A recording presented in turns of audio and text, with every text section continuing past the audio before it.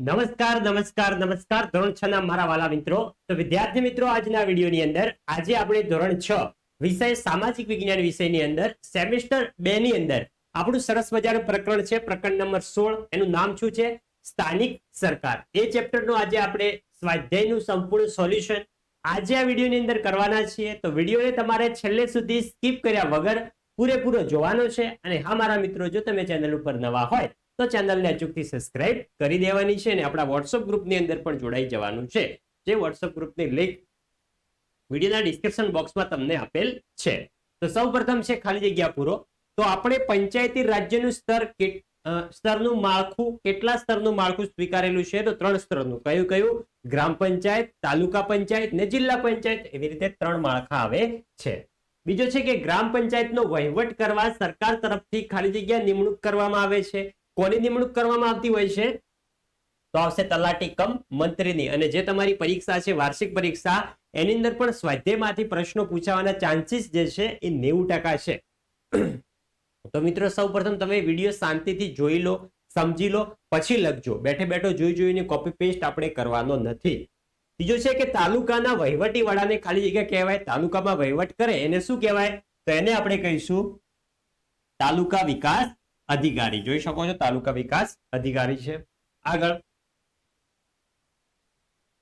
આગળ છે ચોથો કે સ્થાનિક સરકારનું ત્રીજું સ્તર ખાલી જગ્યા પંચાયત છે. તો આપણે જોયું, પહેલું સ્તર છે ગ્રામ પંચાયત, બીજું છે તાલુકા પંચાયત ને ત્રીજું છે જિલ્લા પંચાયત. તો કયું સ્તર આવશે? જિલ્લા પંચાયત. આ જિલ્લા પંચાયત જે છે એ છે ત્રીજું સ્તર. પાંચમો, ગ્રામ પંચાયત વિસ્તારમાં વર્ષમાં ઓછામાં ઓછું ખાલી જગ્યા વખત ગ્રામ સભાનું આયોજન કરવું ફરજિયાત છે. તો ઓછામાં ઓછું વર્ષની અંદર કેટલી વખત કરવું? તો 2 વખત કરવું ફરજિયાત છે. આગળ છે આપણે ટૂંકમાં ઉત્તર લખવાના છે. પ્રશ્નો તમને પરીક્ષાની અંદર પૂછાઈ શકે છે. અને ધોરણ 6 ના આઈએમપી પ્રશ્નપત્રો, આઈએમપી પ્રશ્નો બધું જ તમને અમારી ચેનલ ઉપર મળી જશે. માટે ચેનલ ઉપર ફર્સ્ટ વાર વિડીયો જોવા આવ્યા હોય તો ચેનલને અચૂકથી સબસ્ક્રાઇબ કરી દેજો. કારણ કે અમારી ચેનલ તમને હજુ આગળ પરીક્ષાની અંદર તો રામબાણ સાબિત થવાની છે. જો ટૂંકમાં ઉત્તર લખો. પહેલો, મામલતદાર કઈ કક્ષાના વહીવટી અધિકારી છે? તો મામલતદાર ક્યાં હોય છે? મામલતદાર આપણા તાલુકાની અંદર હોય છે. તો મામલતદાર એ તાલુકા કક્ષાના વહીવટી અધિકારી છે. બીજો, જિલ્લાના વહીવટી વડા કોણ હોય છે? આખા જિલ્લાનો વહીવટ કોણ ચલાવતું હોય છે? તો જિલ્લાના વહીવટી વડા કોણ હોય છે? જિલ્લાના વહીવટી વડા જે છે એ કોણ હોય છે? કલેક્ટર હોય છે. ત્રીજો, મહાનગરપાલિકાના વહીવટી વડા કોને ગણવામાં આવે છે? તો મિત્રો, મહાનગરપાલિકાના વહીવટી વડા કોણ છે? તો જોઈ શકો છો, મહાનગરપાલિકામાં હોય છે મ્યુનિસિપલ કમિશનર. કોણ હોય છે? Municipal commissioner. મ્યુનિસિપલ કમિશનરને મહાનગરપાલિકાના વહીવટી વડા ગણવામાં આવે છે. આગળ જઈએ. હવે આગળ છે ચોથો કે મહાનગરપાલિકામાં કેટલા ટકા મહિલા અનામત સભ્ય હોય છે? તો મહાનગરપાલિકામાં 50% મહિલા અનામત સભ્ય હોય છે. એટલે કે 50% મહિલા હોય છે ને 50% પુરુષોની સંખ્યા હોતી હોય છે. પાંચમો, મેયર પોતાના હોદ્દા પર કેટલી મુદ્દત માટે રહી શકે છે? તો મેયર પોતાના હોદ્દા પર 2.5 વર્ષ માટે રહી શકે છે. કેટલા વર્ષ માટે? 2.5 વર્ષ માટે. એટલે કે 2 વર્ષ અને 6 મહિના. આગળ છે 3-4 વાક્યમાં ઉત્તર લખો. એટલે કે થોડાક મોટા પ્રશ્નો છે. એમાં છે કે ગ્રામ પંચાયતના કાર્ય જણાવો. આ પ્રશ્ન પણ વાર્ષિક પરીક્ષાની અંદર ખાસી વખત સમાવેશ થયો છે.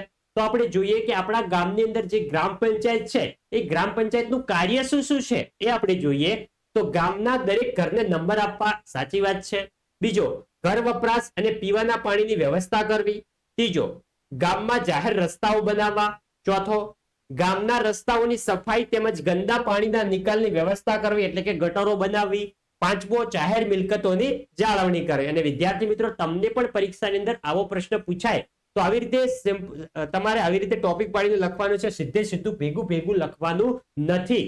અલગ અલગ છૂટું છવાયું લખશો તો તમારો પ્રશ્નનો આન્સર એકદમ સરસ લાગશે, સારો દેખાશે અને તમને પૂરા માર્ક્સ મળશે. સારો દેખાવ એટલો મિત્રો ખાલી એટલા પૂરતો સીમિત નહીં, આપણો પ્રશ્નનો જવાબ સાચો પણ હોવો જોઈએ. છઠ્ઠો છે, ગામમાં આરોગ્ય વિષયક સગવડો ઊભી કરવી તેમજ એ શિક્ષણ માટે જનજાગૃતિ ફેલાવ કરવો.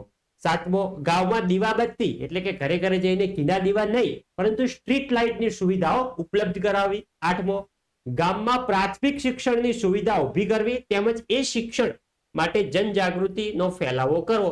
અત્યારે તો દરેક ગામની અંદર શાળાઓ પહોંચી ગઈ છે. 9મો છે ગ્રામ વિકાસનું આયોજન કરવું. 10મો ગામના ખેતરોના પાકોની સંભાળ રાખવી તેમજ ગૌચરની જાળવણી કરવી.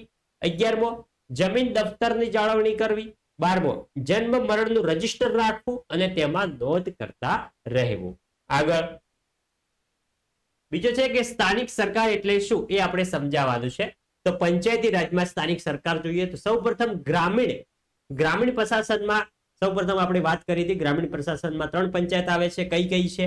ગ્રામ પંચાયત, તાલુકા પંચાયત ને જિલ્લા પંચાયત. આ સૌથી મોટી છે, એનાથી નાની તાલુકા પંચાયત ને એનાથી નાની થઈ જશે ગ્રામ પંચાયત. તો એવી શહેરી વિસ્તારમાં શું આવે? તો શહેરી વિસ્તારની અંદર પણ 2 હોય, નગરપાલિકા હોય અથવા જો મોટું શહેર હોય તો મહાનગરપાલિકા હોય. આ 2 ઓપ્શન છે. એની માહિતી પણ આપણે જોઈએ કે સ્થાનિક કક્ષાએ લોકો મતદાન દ્વારા પોતાના પ્રતિનિધિઓ ચૂંટે છે. એ પ્રતિનિધિએ તે સંસ્થાનો વહીવટ કરે છે. તેને સ્થાનિક સ્વરાજ કહેવામાં આવે છે. આ પ્રકારની સંસ્થાઓ સ્થાનિક સ્વરાજ્યની સંસ્થાઓ કહેવાય છે. ગ્રામ પંચાયત, તાલુકા પંચાયત અને જિલ્લા પંચાયત એ ગ્રામીણ સ્થાનિક સ્વરાજ્યની સરકાર છે. નગરપાલિકા અને મહાનગરપાલિકા એ શહેરી સ્વરાજ્યની સરકાર છે. જોઈ શકો છો પ્રશ્નનો જવાબ તમને આપેલો છે એ સંપૂર્ણ તમારે એકવાર વાંચી લેવાનો છે, પછી જ તમારા નોટબુકની અંદર તમારે શાંતિથી લખી લેવાનું છે. આગળ ત્રીજો, તલાટી કમ મંત્રી કયા કયા કાર્યો કરે છે? જે તમારા ગામની ગ્રામ પંચાયતની અંદર તલાટી હોય છે એ કયા કયા કાર્યો કરતા હોય છે? તો તે ગ્રામ પંચાયતનો વહીવટ કરે છે. સંપૂર્ણ વહીવટ તો પોતે તલાટી જ સંભાળતા હોય છે. તે કરવેરાની વસૂલાત પણ કરે છે. ત્રીજો, તે ગ્રામ પંચાયતના અહેવાલ, પત્રકો અને અંદાજપત્ર તૈયાર કરી તેના હિસાબો રાખવાનું પણ કામ કરે છે. ચોથો, તે ગ્રામ પંચાયતના કરે છે. આ થોડુંક વધારાનું લેવરાઈ ગયું છે, આ તમારે નથી લખવાનું. આગળ છે ચોથો, ટૂંક નોંધ લખવાની છે. ટૂંક નોંધ પણ આપણને પરીક્ષાની અંદર 3 માર્ક્સની અંદર પૂછાય છે. પહેલો, મહાનગરપાલિકાના કાર્યો જણાવો. જે આપણે આગળ જોયા હતા એ ગ્રામ પંચાયતના કાર્યો હતા. અહીંયા આપણે મહાનગરપાલિકાના કાર્યો જણાવવાના છે. તો પહેલો છે કે જાહેર સ્વચ્છતા અને જાહેર આરોગ્યની જાળવણી કરવી. બીજો, શહેરના લોકોને પીવાનું ચોખ્ખું પાણી પૂરું પાડવું. ત્રીજો, ગંદા પાણીના તેમજ વરસાદી પાણીના નિકાલ માટેના ગટર યોજનાઓની વ્યવસ્થા કરવી. ચોથો, શહેરમાં સાફ સફાઈ કરવી તેમજ ગંદા કચરાનો નિકાલ કરવો. પાંચમો, પાકા રસ્તાઓ તૈયાર કરાવવા, સંવરાવવા અને તેમને સ્વચ્છ રાખવા. છઠ્ઠો, શહેરના રસ્તાઓ પર સ્ટ્રીટ લાઇટની વ્યવસ્થા કરવી. તમારા શહેર જો તમે શહેરમાં રહેતા હોય તો આ બધી જ સુવિધા તમને મળતી હશે. સાતમો, પ્રાથમિક શિક્ષણનો પ્રબંધ કરવો. આઠમો, આગ બુઝાવવા માટેનું તંત્ર એટલે કે ફાયર બ્રિગેડ ઊભું કરવું. નવમો, જન્મ મરણ તેમજ લગ્નની નોંધ રાખવી. 10મો, ખાદ્ય સામગ્રીમાં થતી ભેળસેળ અટકાવવી. 11મો, જાહેર દવાખાના, અસ્પતાલો, પુસ્તકાલયો, ક્રીડાગણો એટલે કે જે આપણા મેદાનો છે એ બાગ બત્તીમાં વગેરે બાંધવા અને તેમનું સંચાલન કરવું. એટલે કે જાહેર દવાખાનો છે, હોસ્પિટલો છે, બગીચાઓ છે, રમતગમતના મેદાનો છે, એમનું નિર્માણ કરાવવું અને એમની સાચવણી કરવી એ નગરપાલિકાનું કાર્ય હોય છે. આગળ જે છે કે સામાજિક ન્યાય સમિતિ, એમના વિશે માહિતી આપવાની છે આપણે. તો 3 પંચાયતોના સમાજના નબળા વર્ગોને શિક્ષણ, સ્વાસ્થ્ય તેમજ સામાજિક અને આર્થિક સગવડો મળે એવી યોજનાઓ બનાવવા અને તેનો અમલ કરવા ગ્રામ પંચાયત, તાલુકા પંચાયત અને જિલ્લા પંચાયત કક્ષાએ સામાજિક ન્યાય સમિતિની રચના કરવામાં આવે છે. આ સમિતિમાં 5 સભ્યો હોય છે. કેટલા? 5 સભ્યો હોય છે. પંચાયતી રાજના 3 સ્તરોએ સામાજિક ન્યાય સમિતિની રચના ફરજિયાત છે. આ સમિતિનું કાર્ય સમાજના નબળા વર્ગના લોકોને ન્યાય આપવાનું રહેલું છે. આગળ છે ત્રીજો કે પંચાયતી રાજમાં જિલ્લા કલેક્ટરની ભૂમિકા જે મુખ્ય હોય છે, જિલ્લાનો વહીવટ કરતા હોય છે કલેક્ટર, એમની ભૂમિકા શું છે? તો પહેલો, કલેક્ટર સમગ્ર જિલ્લાના વહીવટી વડા હોય છે. એટલે કલેક્ટર જે હુકમ કરે એ હુકમ આખા જિલ્લાએ પાડવાનો હોય છે. બીજો, તે જિલ્લા ન્યાયાધીશ અને જિલ્લા ચૂંટણી અધિકારી તરીકેની પણ કામગીરી બજાવે છે. ત્રીજો, તે જિલ્લા સ્તરે બધા વિભાગોના કામોનું સંકલન અને સંચાલન પણ કરતા હોય છે. ચોથો, તે સમગ્ર જિલ્લાના વિકાસ માટે બનેલી જિલ્લા આયોજન સમિતિના સચિવ તરીકે કામ કરે છે. પાંચમો, તે ગ્રામ પંચાયતના સભ્યોની સંખ્યા પણ નક્કી કરતા હોય છે.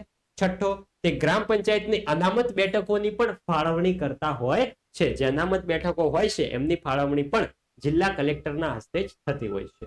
સાતમો છે અનુસૂચિત જાતિ, અનુસૂચિત જનજાતિ, સામાજિક ને શૈક્ષણિક રીતે પછાત વર્ગના લોકો તથા મહિલાઓ માટે સરપંચનો હોદ્દો અનામત રાખવાનો નિર્ણય કલેક્ટર કરતા હોય છે.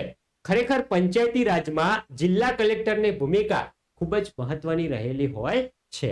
આગળ વધીએ તો વિદ્યાર્થી મિત્રો અહીંયા આપણું સ્વાધ્યાય સોલ્યુશન પૂરું થાય છે. તો વાલા વિદ્યાર્થી મિત્રો આ હતું આપણું ધોરણ 6 વિષય સામાજિક વિજ્ઞાન વિષયની અંદર સરસ મજાનું જે આપણું ચેપ્ટર નંબર 16 જે છે સ્થાનિક સ્વરાજ્યની સરકાર, એનું આજે આપણે સ્વાધ્યાયનું સંપૂર્ણ સોલ્યુશન જોયું. તો વિદ્યાર્થી મિત્રો વિડીયો તમને સારો લાગ્યો હોય અને તમારા માટે જો ઉપયોગી રહ્યો હોય તો વિડીયોને અચૂકથી લાઈક કરીને જવાનું છે. અને મિત્રો જો તમે ચેનલ ઉપર નવા હોય તો ચેનલને અચૂકથી સબસ્ક્રાઇબ કરીને જવાનું છે. મળીશું આવનાર નેક્સ્ટ ઉપયોગી વિડીયો સાથે. ત્યાં સુધી આવજો. જય હિન્દ, જય ભારત.